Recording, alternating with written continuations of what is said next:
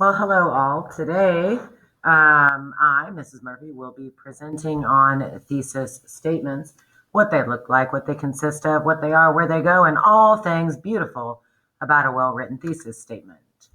So, a thesis statement is a sentence that states the topic and the purpose of your paper. A good thesis statement will direct the structure of your entire essay and will allow your reader to understand the ideas you will discuss within your paper.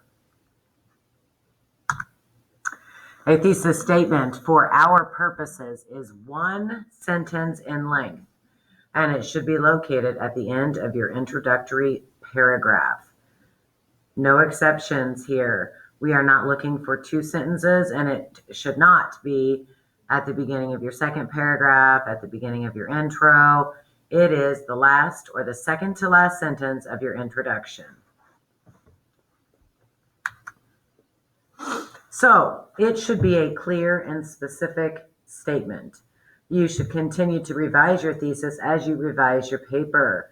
So your thesis will evolve and gain definition as you obtain a better sense of what direction your paper is taking.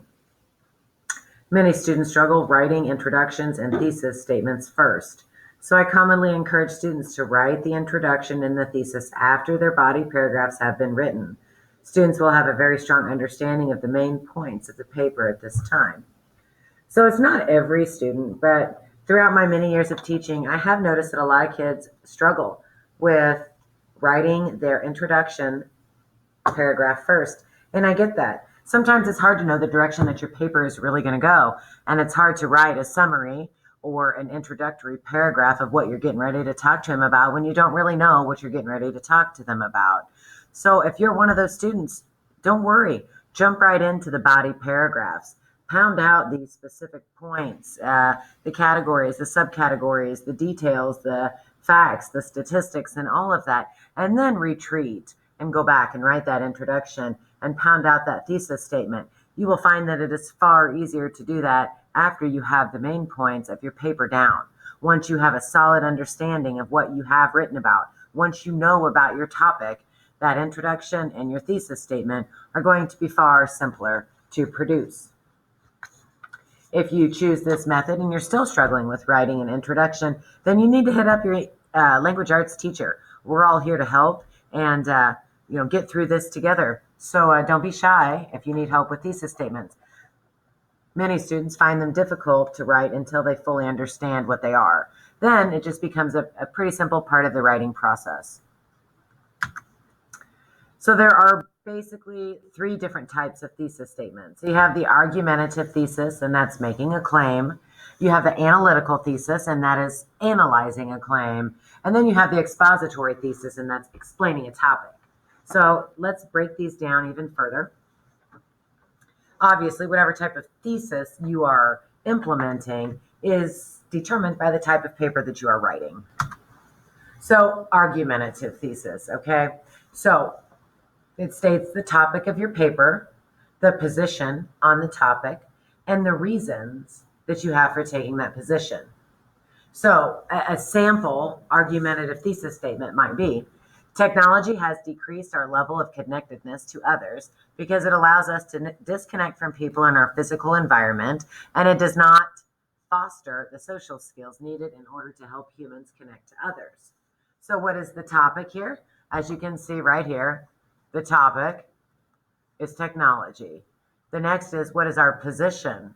Our position is that it has decreased our level of disconnect.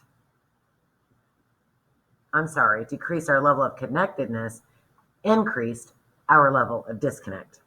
And then finally, what reasons you have for taking that position? And that is simply that right here, because it does not foster the social skills in order to help humans connect to others.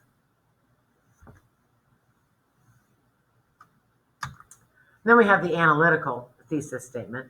The analytical thesis statement states the topic of your paper, what specifically you have analyzed, and the conclusions you reached as a result of that analysis. So an example of that would be, an analysis of alternative teaching methods indicate that students learn best during face-to-face instruction. So what are we analyzing? We are analyzing the alternative of face-to-face instruction. And what is the topic? Our teaching methods. And what is the conclusion? What did we find after analyzing? Students learn best from face-to-face instruction. And then finally, the expository thesis statement. So this is a thesis statement, states the topic of your paper and lists the key aspects of the topic that you will be discussing. So factors related to student success include effective time management, motivation, and family support. So what's our topic? Student success and the key aspects of student success, effective time management, motivation, and family support. So the key aspects right here. This should tell you folks, these three things, those are the body paragraphs of your paper. All right? That's how specific your thesis statement should be for this exact type. So you can see here that I have attached a YouTube video for you to hop on and take a look at additional resources that might help you further understand thesis statements. And again, if you're having trouble, you're at home or in the virtual learning platform and you don't quite know what you're doing or what's going on, then you need to make contact with one of the language arts teachers, and we'll be happy to help you or point you in the right direction of someone that can help you.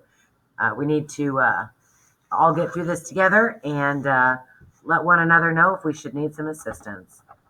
All right, folks, until next time.